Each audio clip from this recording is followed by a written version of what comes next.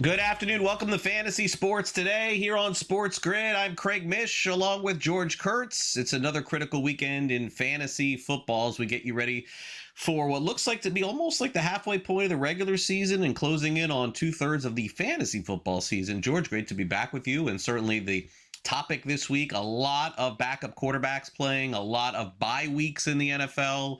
You're absolutely going to be playing fantasy football this week with your team and someone that you didn't plan on playing a couple of weeks ago. Just the nature of the league with the injuries and the buys. We'll try to get you all through it this week. Yeah, actually, if it's someone, you're kind of lucky. The problem is it's usually someones, as in 2 or 3 people you may have replaced this week. This is Mageddon, Seattle, the Rams, Raiders, Lions, Arizona, and I can't read the other one. Seattle, I think, is all on bye this week. So that's a lot of you guys. Want my glasses? The place. I think I would need a telescope to look at my standings board there, but I actually have them somewhere. Maybe I should put them on, which would actually help. Might have a short distance, not for long anyway. I wouldn't be able to see it here. But yeah, 6 teams on bye this weekend. Not to mention all the injuries, right? All the injuries are hurting as well here. It's going to be a tough week to navigate. Hey, if you're 5-2, 6-1, no problem, right? You can afford it. You're on that border, that bubble at 3-4 or 2-5, where you have to win. Tough week. So you're saying 1-6 is below that? I'm saying you're probably looking forward to baseball. Yeah, or maybe basketball, right? Basketball just started. Maybe you can get in the basketball fantasy league. I know you're a huge NBA guy, George. I mean, we were going to do NBA all next week here on the show. Yeah. Right on it. All right, so here's our top stories here. Quarterback changes in the NFL because of injuries. We've got Marcus Mariota starting for Washington and probably Andy Dalton, it looks like, for Carolina. For Tampa Bay, Mike Evans returned this past week only to get hurt again. He's on IR, cuttable probably in most 10 or 12 team leagues. Ravens, if you take a look at the point spread, 6.5 over the Chicago Bears. What does that tell you? It's got to be Lamar Jackson back this week. He's been practicing, so I would expect that. Jets, by the way, have not named a starting quarterback as of yet. Justin Fields probably going to be the guy because Tyrod Taylor got banged up, so we'll just have to see what direction they end up going. But, George, let's go with the known as opposed to the unknown. Man, different season for the Washington Commanders than last year. It seemed like they had that lucky charm all of last year with all of the games. Daniels was great. The players were great.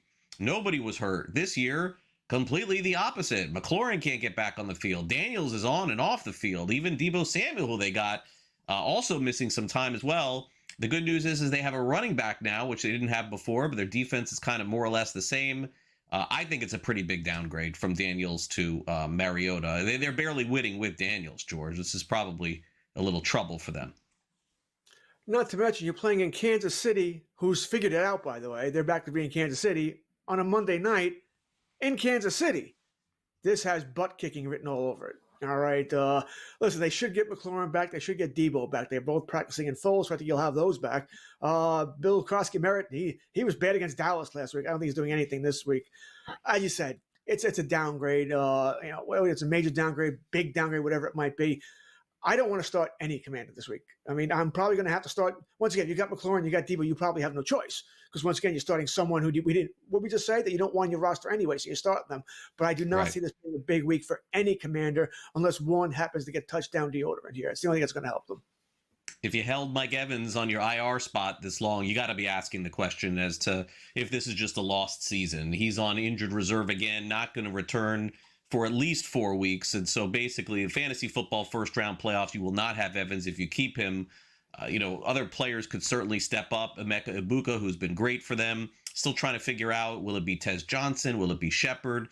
Neither of those players really have become startable commodities at this point. So probably a recommendation on a cut, I would guess, for Evans. But what to make of Lamar Jackson this week, George? The Ravens, 1-6, 6.5 point favorites.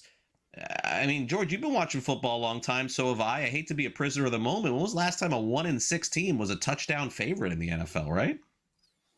Well, their schedule does get lighter now. And by the way, Lamar was a full participant in practice today. So as you said earlier, I think we both expect him to play on Sunday, being upset. How much running he's going to do, we'll wait and see. They are playing. I think they have an easier matchup this week. So they may rein him in a little bit, right? You're playing the Bears there. So I may want to rein him in a little bit at home. I think they can get by the Bears, with an 80% Lamar Jackson without having to go full throttle here. That being said, they got to start winning games. If they don't start winning games, then this doesn't matter anyway, right? I don't think the season's over. Pittsburgh losing last week certainly helped. I think that they're sort of wide open, but they need to go on a winning streak here. There's no more excuses. No more. You got to start winning football games. You got Lamar back. This is pretty much as healthy as you're going to be, right? The guys who are out for the season are out for the season. They're done. So no more excuses here. You got to get Lamar back. Got to start playing football and winning football games. Jets, as of us doing this show, we really don't know who the starter is at Cincinnati. We know Joe Flacco is now a Bengal, so we got that there. Does it matter at all, George? They already ruled out Garrett Wilson. Yeah, that was going to be my line there. Who cares who starts for the Jets? All right, Wilson's out. By the way, Sauce Gardner's out too. This, once again, is setting up to be a bad game of the New York Jets here. And Aaron Glenn, is he trying to get into a war of words with the New York media? Always, I mean, what is he doing? You're 0-7, buddy. You've made several mistakes here. You won't throw Hail Marys at the end of the pass. What are you doing? And then this week you won't announce a starter. And then today you guys say, well, I don't want to. Oh, boy. I mean, what are you doing? It's not helping yourself. It's not helping yourself here. Bottom line, his Hall is questionable too, by the way. I mean, he may not play. This is going to be an ass kicking. All right, I think Cincinnati's going to destroy them. Absolutely destroy them. Jamar Chase should have a big game. T. Higgins, even Chase Brown. Hey, he's been left for dead, but I'll probably start him too. So they all go here. That's probably as deep. When we say, by the way, that you may have to start someone or someones, I don't know if I want to go as deep as Iosivas, right? I don't know if I want to go that deep here, but if you have to, maybe you get that touchdown deodorant from him. Maybe so. Thursday night football was just clear cut. The Chargers just dominated the Minnesota Vikings. By the way, like I hear, look, a lot of positive stuff for the Chargers. Why is everyone so negative on the Vikings? The Chargers just simply outplayed them start to finish. That was it. Wentz, they couldn't block for Wentz. The Vikings had a bad game. To me, I don't even look at it any other way with this. I don't understand all of the quarterback controversy, etc. I mean, that game was a total domination from start to finish. Justin Herbert, 227 in the air, 62 on the ground, 3 passing touchdowns.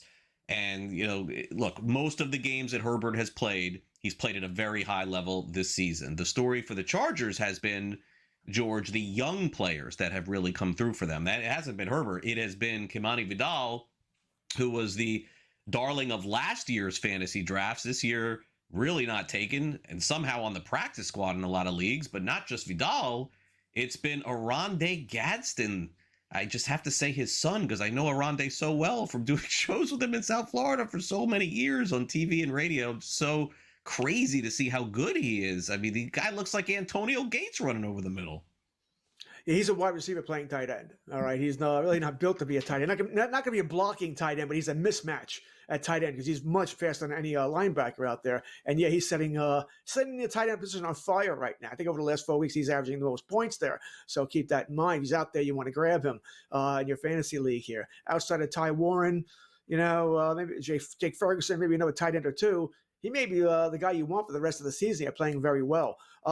Listen, Chargers got back Alt. They fixed their offensive line a little bit. It's amazing how much better they looked. Minnesota's a problem. All right. They have not looked good. Their schedule, which I believe was the 8th easiest coming into last night, is now the 3rd hardest for the rest of the season. And that's probably more important now because we know how good teams are or bad teams are from this point forward. So 3rd hardest is not good. I mean, I'd be shocked if McCarthy doesn't play next week because Wentz has not looked good. But I don't think McCarthy's the answer, Craig. I'm not sure either. I'm dying to go out and get him, So I don't. Does he make Justin Jefferson down, Addison down, Aaron Jones barely played last night, so I don't know what we're expecting from him. This whole Minnesota offense is in a lot. Yeah, Jefferson hit the floor last night, 774. That's kind of like it wasn't horrendous and it wasn't good. It was like exactly the minimum, but Ladd McConkey did have a great game. By the way, McConkey has been coming on lately, finally. It took 6 weeks, 6 for 88 and a touchdown from him. We'll take a quick time out. When we come back, fantasy standouts. Up next, you're watching FST on SportsGrid. Don't go away.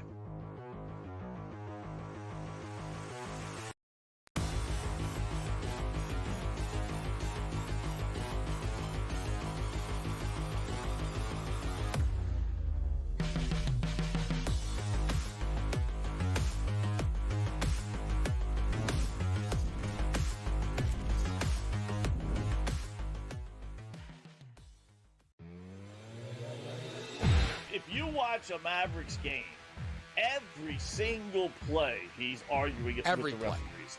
I mean, if I was like a ref, hands are up. It's like, dude, everyone else is halfway up the floor right now, and you're still back here arguing. Yeah. I mean, I would tee him up. There is no doubt in my mind, Gabe, the NBA's got to go to these refs and say, listen, you know what? Swallow the whistle with him. In-game live, only on SportsGrid. I am willing to bet on Wemby is a triple-double ladder season-long market. I did this actually with Caitlin Clark, who had a triple-double in Game 1 and then spent the rest of the season injured. I hope that does not happen with Victor Wembanyama. 3 triple-doubles at plus 165 should be absolutely no problem for Wemby. Had 2 his rookie season, 1 last year prior to the injury. Game time decisions, only on SportsGrid. It is exactly why, like you said, Donnie, this time of year is the absolute best in sports. And first off, the NBA returned to NBC. And hearing that theme music, seeing Mike Tirico back on the call, seeing Michael Jordan on the screen, it just felt right? Like an old friend that you haven't seen in decades that walks back into your life. The early line, only on SportsGrid. We've had an undefeated regular season a couple times in the NFL. The Patriots, of course, did it before losing in the Super Bowl to the Giants. The 72 Dolphins, of course, did it en route to a Super Bowl win. But to go winless is harder than to win every single game. And my New York Jets are well on their way to doing this. The Craig Carton Show, only on SportsGrid.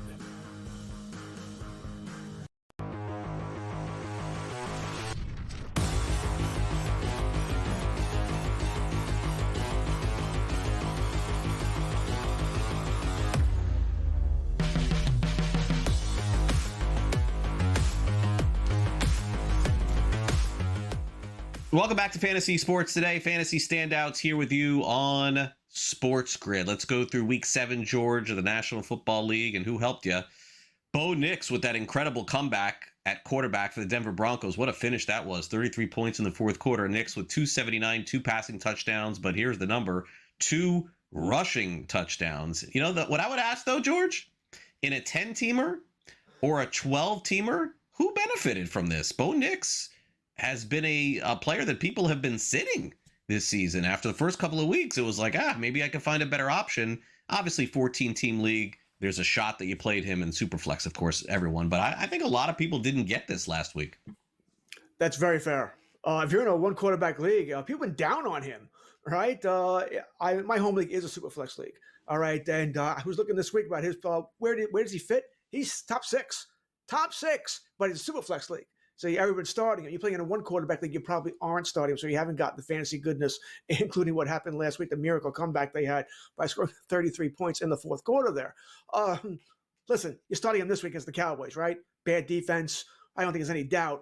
I mean, listen, you're in a one-quarterback league. I don't know who your other quarterback is. You know, it could be Josh Allen for all I know, and maybe you're not. But odds are you're starting him this week. He should have a good game against the Cowboys, and what we expect will be a high-scoring affair.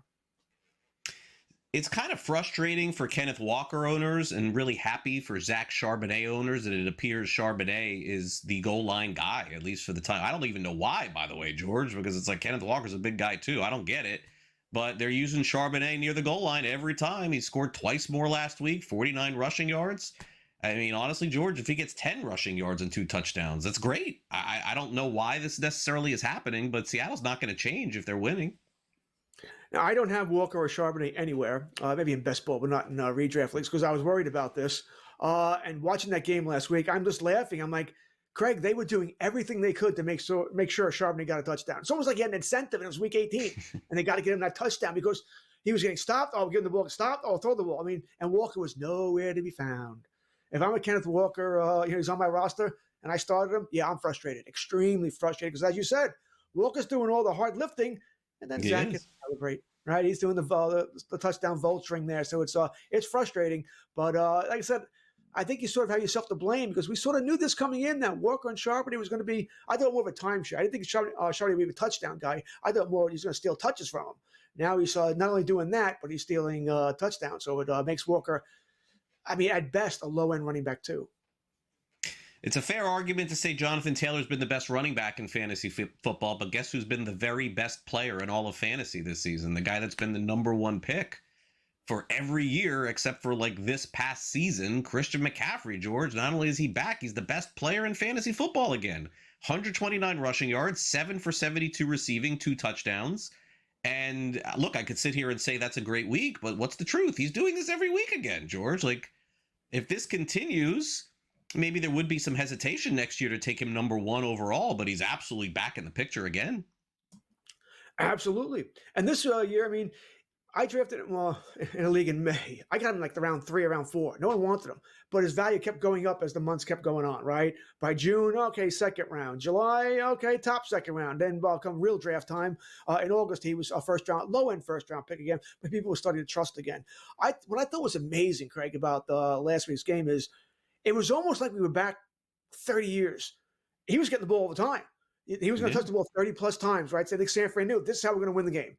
We're going to give the ball to Christian. We're going to throw the ball to Christian. We were without everybody else. Everyone else is hurt. I mean, George Kittle didn't even touch the ball last week because he didn't need to, right? They could allow him to have sort of a red shirt game there and give the ball to McCaffrey over and over and over again. If it's not Jonathan Taylor, it is McCaffrey for your offensive MVP right now. Both having fantastic seasons here. But, if he stays healthy the rest of this year, I got to tell you, if I had the number 1 pick next year, I would still be worried about taking him because, is it every other year he gets hurt? And now this year he'll be banged up, so I still would worry about taking him, but he'll be in the conversation, absolutely. Best game of the season for Chris Olave, maybe the best last game of the season with the Saints. His name is involved in some trade discussions. The Saints, of course, are going nowhere fast this season. He had 2 touchdowns this past week, George. Olave 3 years ago was like the hot name in fantasy football drafts, but it definitely has not worked out completely for him. I guess he would be the kind of guy for me in a fantasy league that would sell high immediately, and you wonder in the NFL if the Saints were like, let's get this guy the ball as much as we can and showcase him for a potential trade. Now, for what it's worth, the Saints say they're not going to trade him, but everyone's saying that, right? They're just trying to drive the price up. I think if they got the right offer, I think they would move him. They're at least a couple of years from really being competitive there, even in that division. So it'd be interesting to see if he does move. Waddle's sort of in the same situation here at Miami. They say they won't move him. We'll see what happens with the other Raiders and Jacoby Myers. If they'll move him before the deadline, which I think is November 4th, I want to say. So in about 10 days from now or so. So, he's having a great season. I would touch that. He could have more, by the way.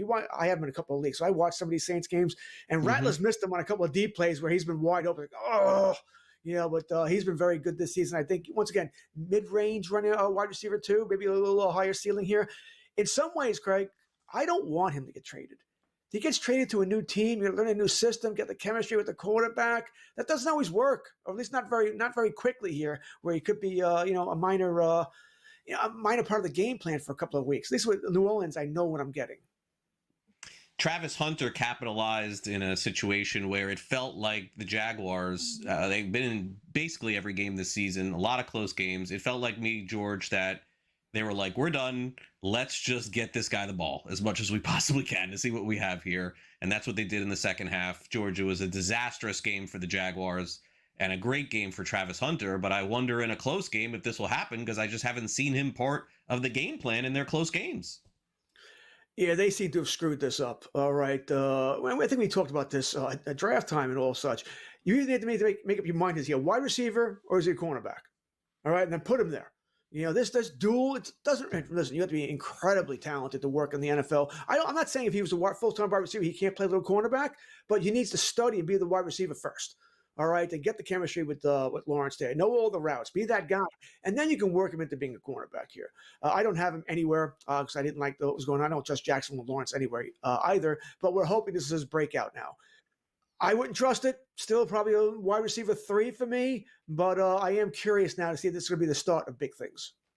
We'll take a quick break, hit the waiver wire next. You're watching Fantasy Sports Today on SportsGrid.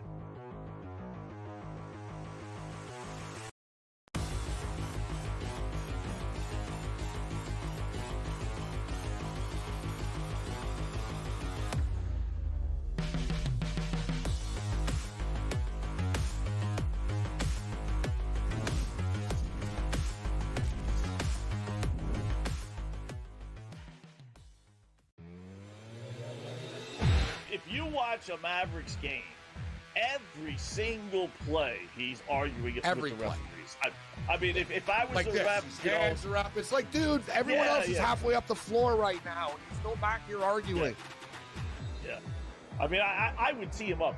There is no doubt in my mind, Gabe, the NBA's got to go to these refs and say, listen, you know what?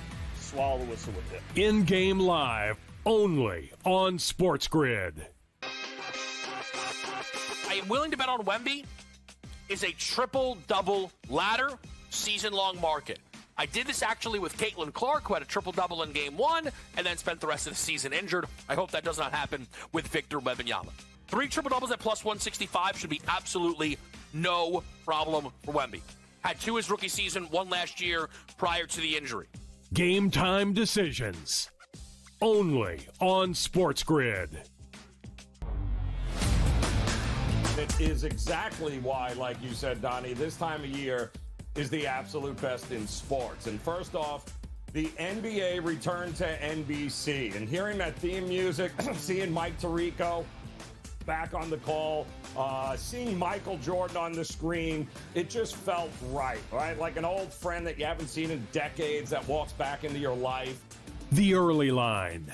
Only on SportsGrid. We've had an undefeated regular season a couple times in the NFL. The Patriots, of course, did it before losing in the Super Bowl to the Giants. The 72 Dolphins, of course, did it en route to a Super Bowl win. But to go winless is harder than to win every single game. And my New York Jets are well on the way to doing this. The Craig Carton Show. Only on SportsGrid.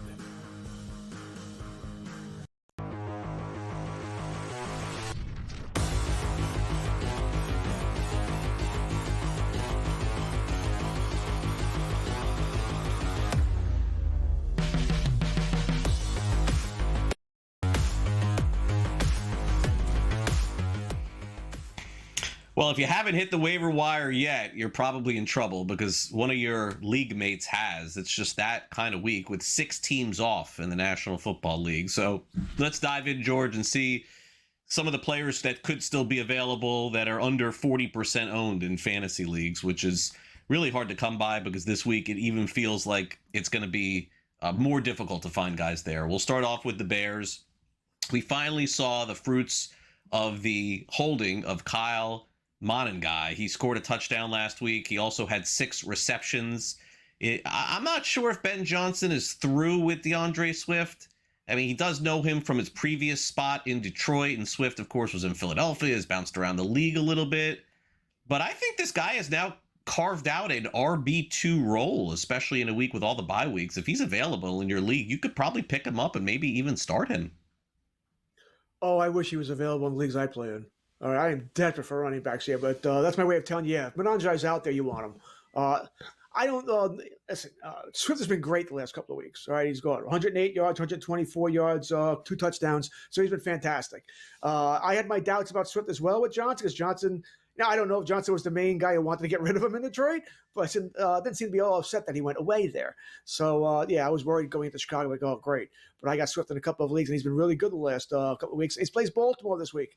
As much as I do think Baltimore is going to be better, they're not going to be great. They haven't been able to stop anybody the last couple of weeks. So, yeah, I want Swift, and I'm starting Monangai too. You don't have a choice. Once again, we're missing. We may not like Walker, Charbonneau, Kyron Williams, Genti, Gibbs, Montgomery, whatever's going on in Arizona there. So we're missing a lot of running backs this week. So you got no choice. You have to replace these guys. Monangai is in a 12-team league, a definite replacement. 10-team league is someone you should definitely be looking at.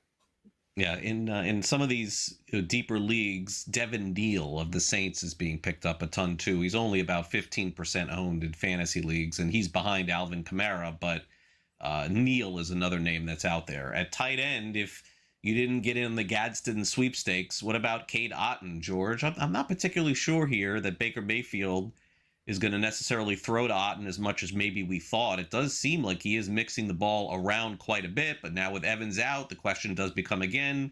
I think the issue for me, when you look at it, George, is that when they get near the goal line, say what you want about Rachaad White, this guy finds the end zone every time they give him the ball. So Otton doesn't have a touchdown this season. You could certainly do worse at tight end. 31 targets, though, on the season. I think those are going to raise. right? We already discussed Mike Evans. He's gone probably for the rest of the season. Maybe he's back for the late fantasy playoffs at best. Godwin's out this week again. McMillan's still not back. I mean, they're running out of guys who can catch the ball there.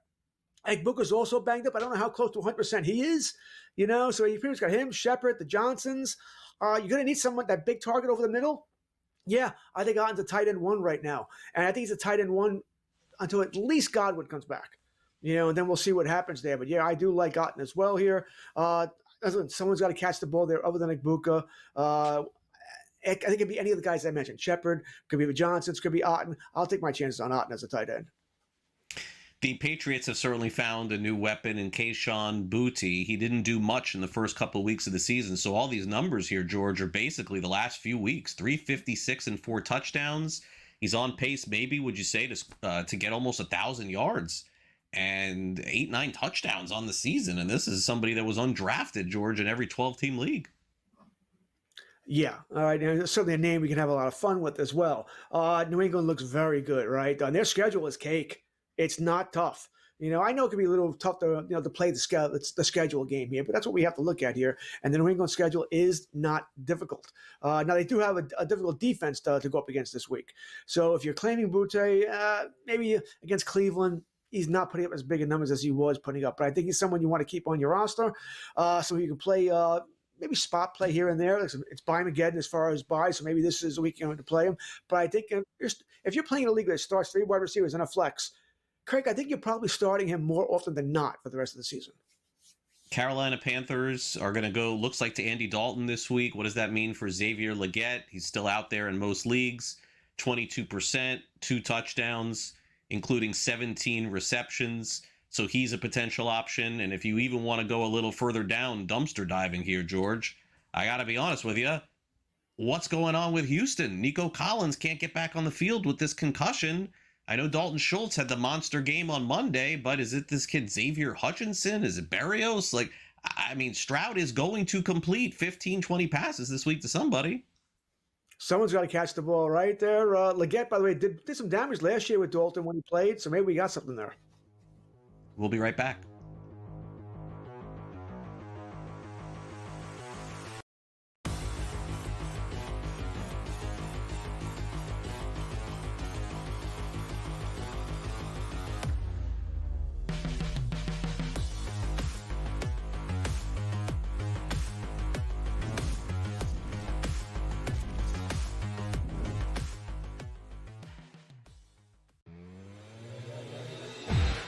Watch a Mavericks game, every single play he's arguing with the referees.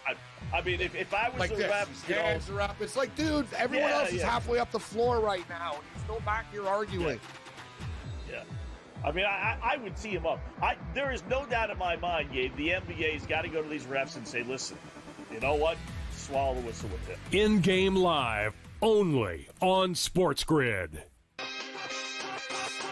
I am willing to bet on Wemby is a triple-double ladder season-long market. I did this actually with Caitlin Clark, who had a triple-double in Game 1 and then spent the rest of the season injured. I hope that does not happen with Victor Wembanyama. 3 triple-doubles at plus 165 should be absolutely no problem for Wemby. Had 2 his rookie season, 1 last year prior to the injury.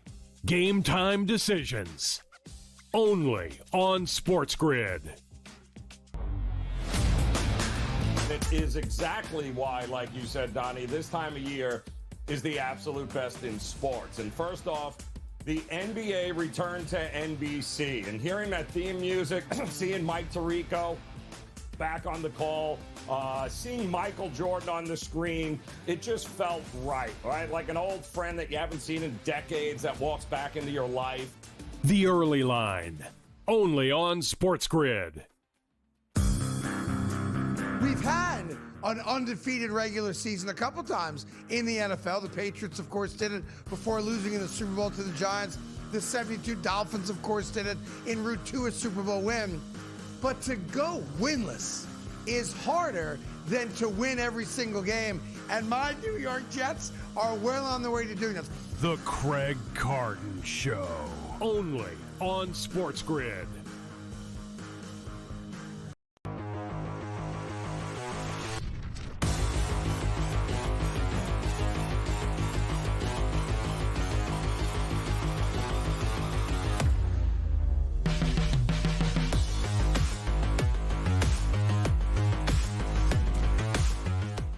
Welcome back to Fantasy Sports Today. Let's take a look at some of the fantasy football games of the week. Higher totals on the board. We'll start off with the Buffalo Bills, George, off a bye week. Can this team get it together, start scoring some points and covering some spreads? I don't know. Hasn't gone like that this season. But, of course, you are playing Josh Allen, and you certainly are playing James Cook, although Cook was a disappointment a couple of weeks ago.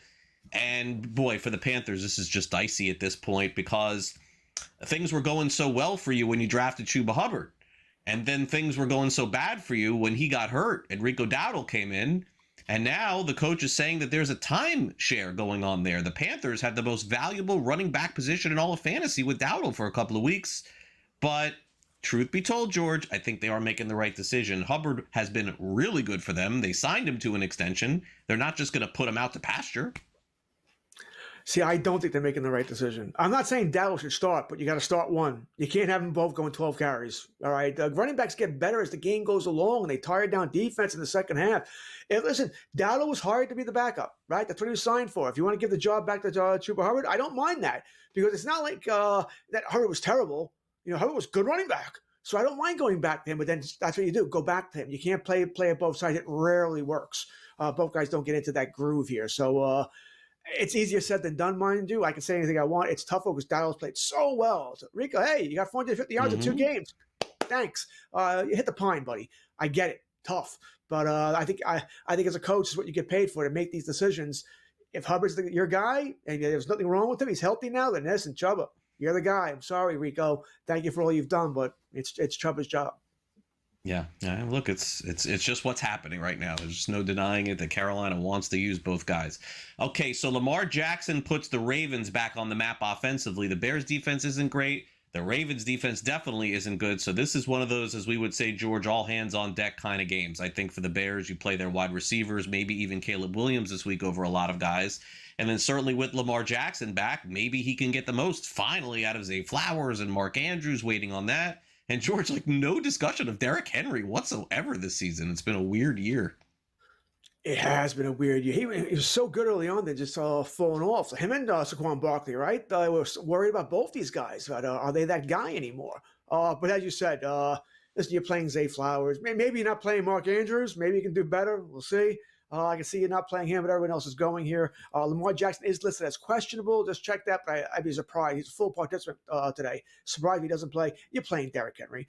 Listen, Justice Hill, buy him again. He could be a spot play as well if you need somebody. I don't mind that. And as you said, Chicago, I have to start Caleb Williams in the league because my quarterback was Jaden Daniels. So Caleb's my backup. We'll see what he can do. But I feel okay about it against Baltimore. Once again, as you said, a defense has played very poorly this season. Here's the Saints. Bucs finally took one on the chin with the offense. You would expect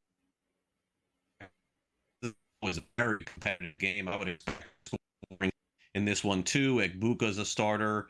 Looks like Bucky Irving is out again. So Rashad White. I mean, George, is he RB1? Probably, right? Like, I mean, he scores every single week that Tampa Bay plays. So until Irving comes back, you got to play him. And we went through some other wide receiver options: Tez Johnson, Sterling Shepard.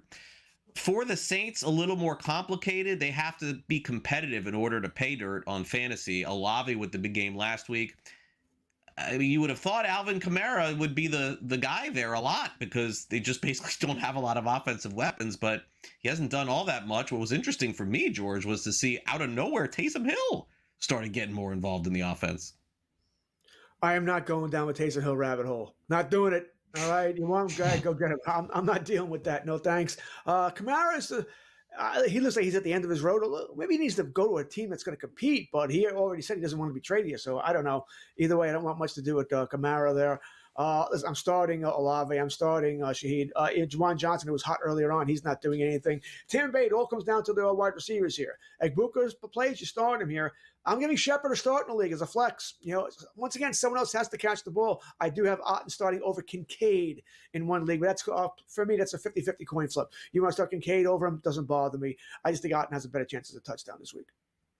Cowboys keep going over the total. Has it been every game this season that they've gone over they've played 7 weeks. They've gone over at least 6 times. I know that. So get ready this week. Here we go again. Even though Denver's offense is okay, they gave up a lot of points last week to the Giants. Dak has been fantastic. So playing him and Javonte Williams again, and CeeDee Lamb is back playing well. For Denver, it's just really hard to predict, George, who is going to be the beneficiary of these passing yards from Bo Nix. It just hasn't been clean. You don't know if it's Franklin or if it's Sutton. And you see RJ Harvey getting a little bit more involved in that offense, which I still don't think Harvey is startable, but it's starting to take away from Dobbins. I think RJ Harvey is startable this week because it's Dallas, and the fact that once again, buy him again. And you probably have to have a running back. So I think you may not have a choice but to start Harvey. That may be a better way to word that as far as going on. Dallas is not the same team on grass. Let's keep that in mind. Dallas has not won in Denver, by the way, since 1992. That's Troy Aikman, Michael Irvin, and Emmitt Smith territory, boys and girls. I remember that game, too. It was cold. So I think it could be a little tough on Dak and company here. Denver's going to score a point. This game's going to go over. I said, I'm looking at the schedule here. I think there may be 2 games they didn't go over, including week 1 against Philadelphia, where no one scored in the second half after the lightning delay, and week 3 in Chicago. Notice that in Chicago, they got to 45. I don't know. The over was probably higher than that. So those are 2 games that probably did go under, both on the road, both on grass. So keep that in mind. The Cowboy offense is a little different when it's on grass on the road here. So listen, that being said, I'm not betting the under, by the way. You got a Denver Bronco. You're playing him this week. If you have a Bronco and you don't play him, why is he on your team? All right, especially with 6 teams on by. Get rid of him then and move on here. Everybody goes this week. Should be a high-scoring game. And by the way, George's favorite day of the year is coming on Thanksgiving, and his Cowboys, at the very least, are going to be relevant. They're going to be relevant, George. They're going to be in the mix. Last year was completely done. You actually have a reason to watch Thanksgiving Cowboys and think if they win, something comes out of it. You didn't get that last year, so be thankful. If you for want that. to be an optimist, Dallas is 3-3-1. You play in Denver. They're not done. 50, right, but 50-50, they could beat Denver. Then you play in Arizona at home Monday night.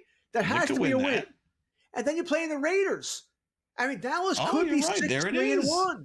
Dallas could be 6. They won't be. They're not good enough to beat all 3 teams. It'll be 5-4-1, and on Thanksgiving. Come on, you can't. I mean, this is your dream to have you sitting watching the Cowboys and have it meaning. We went through this last year, like, oh, it stinks. It's going to be good. That'll be a fun game. Mahomes going to destroy the Cowboys. I'm actually, this is our first Thanksgiving discussion here.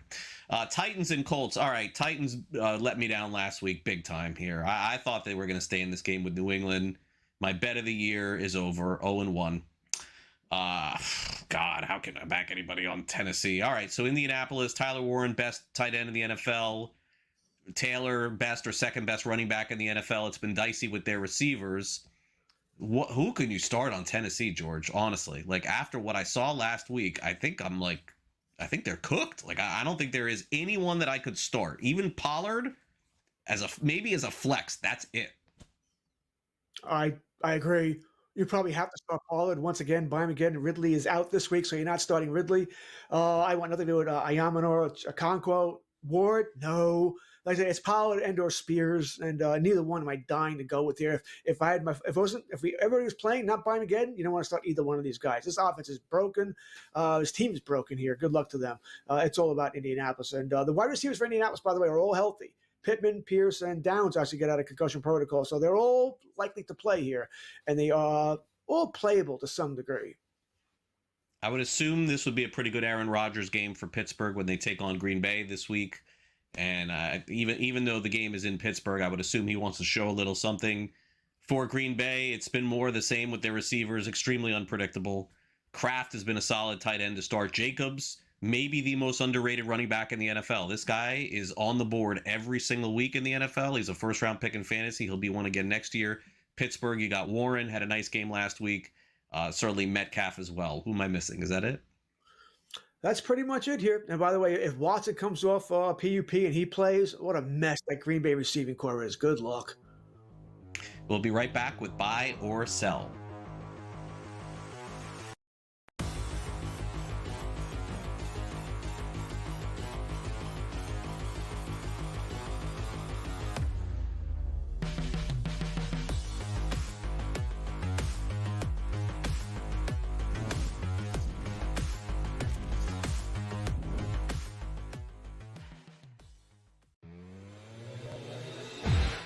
Watch a Mavericks game, every single play he's arguing with the referee. please. I mean, if I was Like a this, ref, his hands are up. It's like, dude, everyone else is halfway up the floor right now, and you're still back here arguing. Yeah. I mean, I would tee him up. There is no doubt in my mind, Gabe, the NBA's got to go to these refs and say, listen, you know what? Swallow the whistle with him. In-game live, only on SportsGrid. I am willing to bet on Wemby is a triple-double ladder season-long market. I did this actually with Caitlin Clark, who had a triple-double in Game 1 and then spent the rest of the season injured. I hope that does not happen with Victor Wembanyama. 3 triple-doubles at plus 165 should be absolutely no problem for Wemby. Had 2 his rookie season, 1 last year prior to the injury. Game time decisions. Only on SportsGrid. It is exactly why, like you said, Donnie, this time of year is the absolute best in sports. And first off, the NBA returned to NBC. And hearing that theme music, seeing Mike Tirico back on the call, seeing Michael Jordan on the screen, it just felt right? Like an old friend that you haven't seen in decades that walks back into your life. The early line. Only on SportsGrid. We've had an undefeated regular season a couple times in the NFL. The Patriots, of course, did it before losing in the Super Bowl to the Giants. The 72 Dolphins, of course, did it en route to a Super Bowl win. But to go winless is harder than to win every single game. And my New York Jets are well on their way to doing this. The Craig Carton Show. Only on SportsGrid.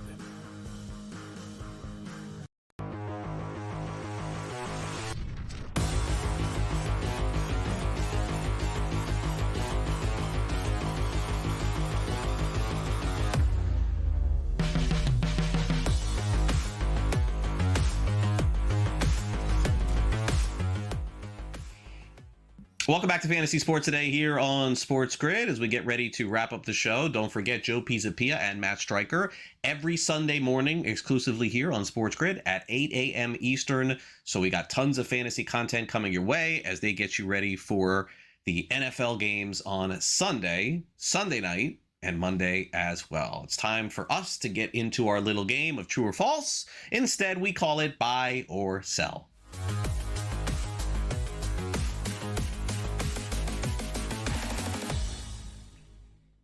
Well, the plan all along for the season was for the Minnesota Vikings to go with J.J. McCarthy as starting quarterback. They had Sam Darnold, they had Daniel Jones, sold on J.J. McCarthy. Didn't go that well in the first couple of weeks, but it did for a half.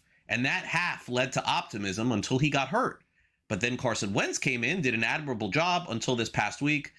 I got to tell you, George, I'm not indicting Wentz on that. I just think that the game was over before it started. So what does Kevin O'Connell do? Buy or sell? J.J. McCarthy will start next week for the Vikings.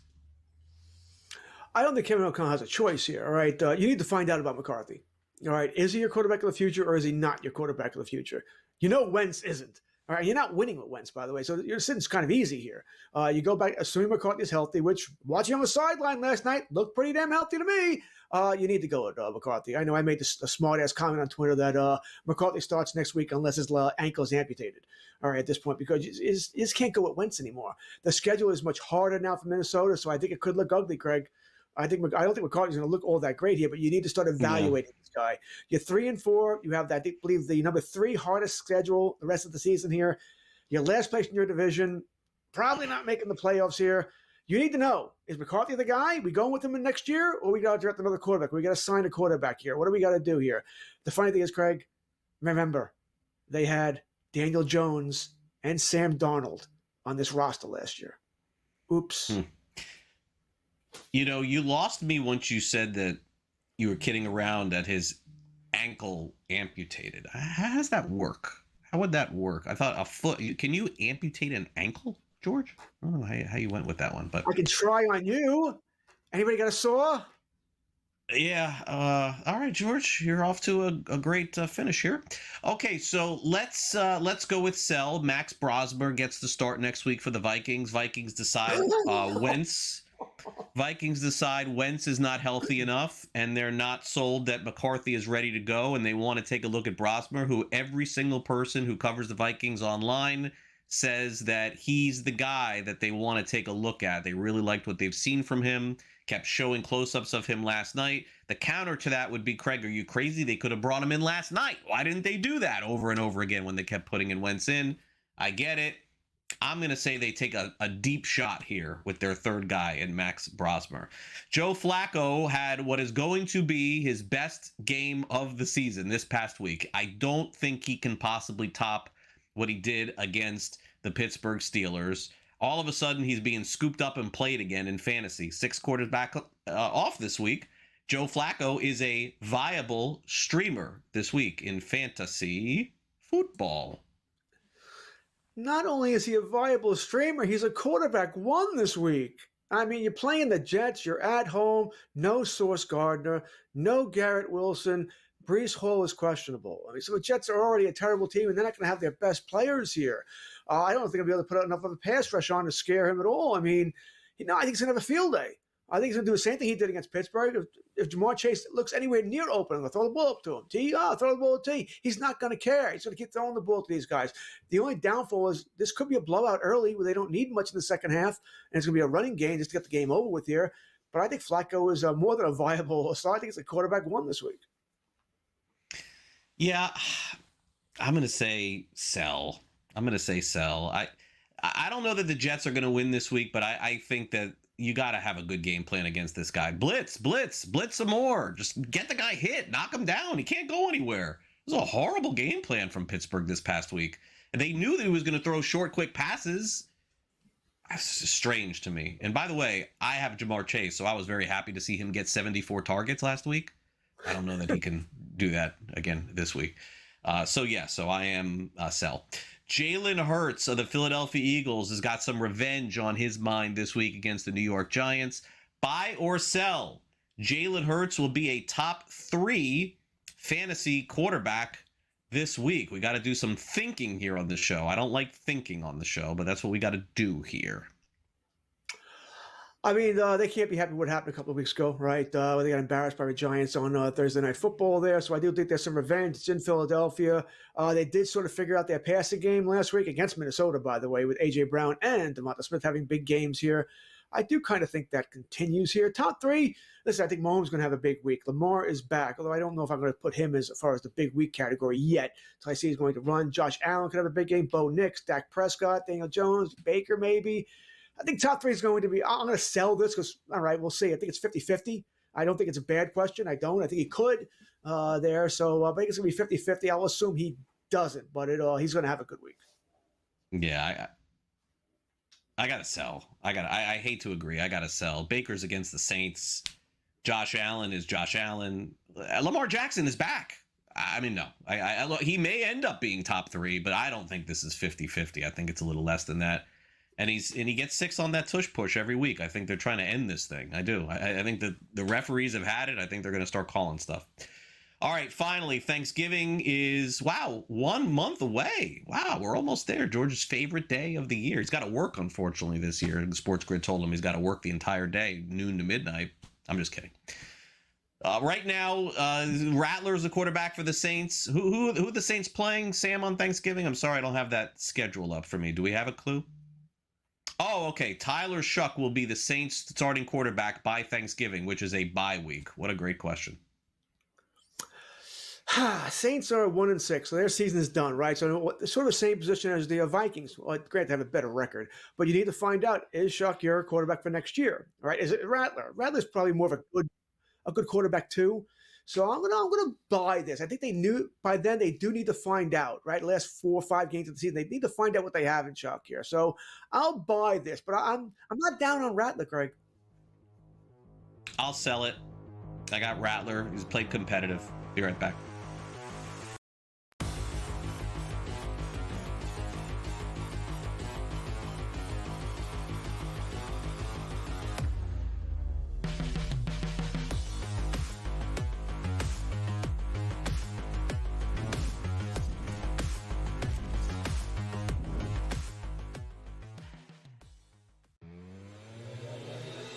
if you watch a Mavericks game, every single play he's arguing with the referees.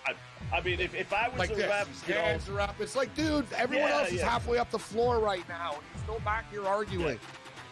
Yeah. I mean, I would tee him up. There is no doubt in my mind, Gabe, the NBA's got to go to these refs and say, listen, you know what? Swallow the whistle with him. In-game live, only on SportsGrid. I am willing to bet on Wemby is a triple-double ladder season-long market. I did this actually with Caitlin Clark, who had a triple-double in Game 1 and then spent the rest of the season injured. I hope that does not happen with Victor Wembanyama. 3 triple-doubles at plus 165 should be absolutely no problem for Wemby. Had 2 his rookie season, 1 last year prior to the injury. Game time decisions. Only on SportsGrid. It is exactly why, like you said, Donnie, this time of year is the absolute best in sports. And first off, the NBA returned to NBC. And hearing that theme music, seeing Mike Tirico back on the call, seeing Michael Jordan on the screen, it just felt right? Like an old friend that you haven't seen in decades that walks back into your life. The Early Line, only on SportsGrid. We've had an undefeated regular season a couple times in the NFL. The Patriots, of course, did it before losing in the Super Bowl to the Giants. The 72 Dolphins, of course, did it en route to a Super Bowl win. But to go winless is harder than to win every single game. And my New York Jets are well on their way to doing this. The Craig Carton Show, only on SportsGrid.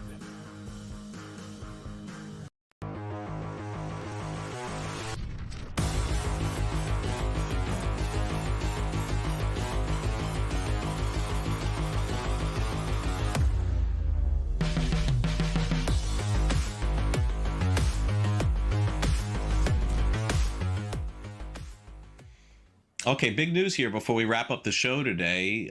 Do not have A.J. Brown in your starting lineups going into the weekend, but by the time the games begin, if you're paying attention, you'll know he was ruled out on Friday by the Philadelphia Eagles. So, George, real quick, 10 seconds. That's big news. Good news for Devontae Smith.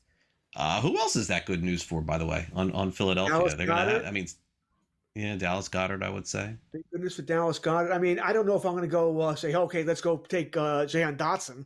All right, I guess you could once again buy him again. Someone else has to catch the ball there, but I don't know if I'm going to go that low. But I guess once again, Dotson would be the third option there to pick here. I'll bring this up, by the way. I guess I could make this during the. I'll wait for it actually. Okay, let's take a look real quick at my odds of making the fantasy football playoffs in one of my leagues here.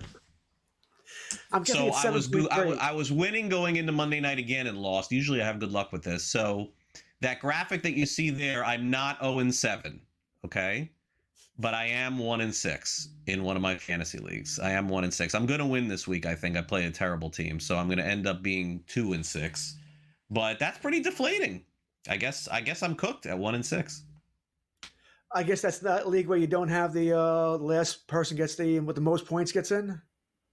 I'm middle of the pack there, so it's not going to help me. Well, actually, you know what? That is that league. I'm middle. I would have to really go on a run here, and I don't have running backs. I don't have any. I mean, Aaron Jones came back. Congrats to me. That's it. You have to have that come to Jesus moment. Do I have a chance? Do I not have a chance here? But once again, if you're in a redraft league, like I play in a league where we trade draft picks, you can trade players for next season. So I have that come to Jesus moment. Okay, if I'm out of it, and I want to trade this guy to get a third round pick next year, whatever it might be. Well, in a redraft league, it doesn't matter. You're playing it out anyway. So you always put your best foot forward here, see what could happen. Yeah, I mean, I don't know. I mean, are you allowed to have a come to Jesus moment if you're Jewish? Yeah. Come to you whatever fantasy god you want to pray to moment here. All right. Sometimes Jesus doesn't work. Mine's more come to Moses moment. It's more of a Moses moment for me. Moses moment it is. All right. That joke is not going over well amongst everyone watching. No laughs at all. Time now for the SportsGrid 60.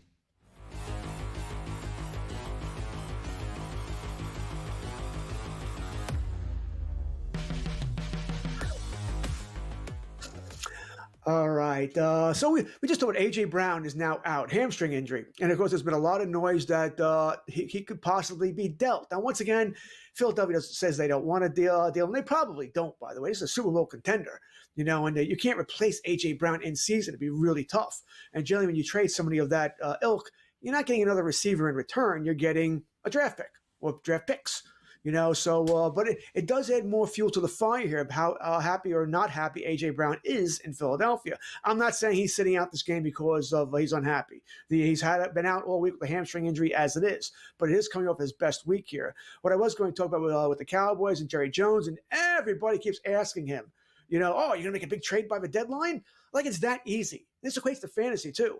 Craig could want to make a trade in his fantasy league. I can want to make a trade in my fantasy league, but it takes two to tango. Just because Jerry Jones has extra draft picks doesn't mean he's going to be able to find, a pass rusher, which, by the way, he said yesterday he doesn't need anymore. They don't need a pass rusher, so it is what it is here. But the A.J. Brown thing is curious to me. I do wonder now the next 2 weeks. I said Brown, Waddle, Olave. We're hearing a lot of wide receivers and, of course, guys like Henderson and Max Crosby, his name's been mentioned this week, although each and every one of them, the team says, no, we're not dealing them. So this week we had the biggest story of the year in sports betting, if not in sports entirely, which was the indictments for Terry Rozier of the Miami Heat and also Chauncey Billups, head coach of the Portland Trailblazers, both involving some form of betting improprieties and allegedly point shaving on totals and things of that nature, giving out inside information. It's a very dicey subject. It's led to a lot of opinions of people. A lot of people going one way or the other. I'd give you mine here on the show. I'm for sports betting. I host a show on sports betting. I don't think that you expect me to say otherwise. As far as the people who are going the extreme and saying to ban things, and there's a couple of things. Number one, the reason why they found out these people was because we have legalized sports betting, so that is true. But if you're going to ask me how you can eliminate this problem and keep everybody happy, it's pretty simple for me. You can keep player props. Do you have to allow people to bet $200,000 on individual player props? Can't everybody be happy with a max bet of $500 or $1,000? Do you understand how many people, if indeed true, Terry Rozier would have had to get to bet $500 to make that be worth it? Just max the bets on props. It's not that tough. George, good luck this week in fantasy football. Absolutely. Good luck to you, Craig, and everybody else out there. Thanks to our producer, Sam. See you next week.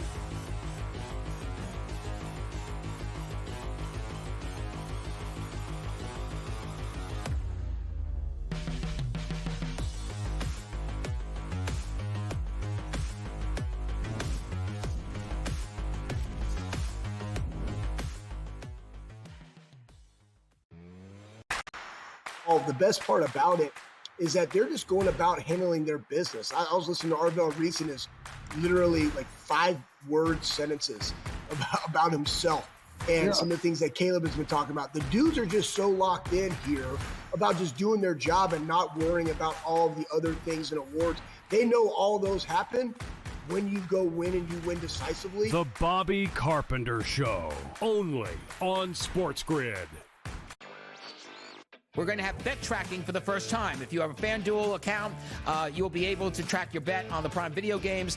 And tonight, if you are part of the ESPN Mega Content Service, we understand from an organization called Antenna that 2 million people at least have the ESPN Mega Content or Limited Service. You will be able to track your bets also on tonight's NBA coverage. So this is the beginning of a major new era for basketball on television. Newswire, only on SportsGrid. Like Marchand said, they're all a bunch of dirtballs, so I fit in with them. You know what I mean? Remember, like, the Phillies baseball team, like, with Kroc and Dykstra and all those guys? Like, yeah, they're just a bunch of dirtballs, right? And that's what the Panthers are. They're all the same. Like, they all like to drink. They're all tough. They're all dirty in the corner. You know what I mean? They'll all do whatever it takes to win, but that's why they've won 2 cups in a row. In-game live, only on SportsGrid.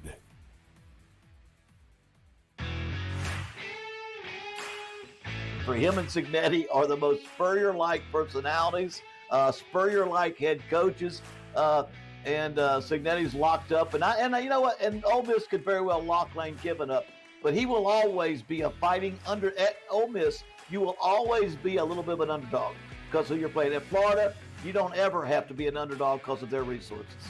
The Bowden Blitz, only on SportsGrid.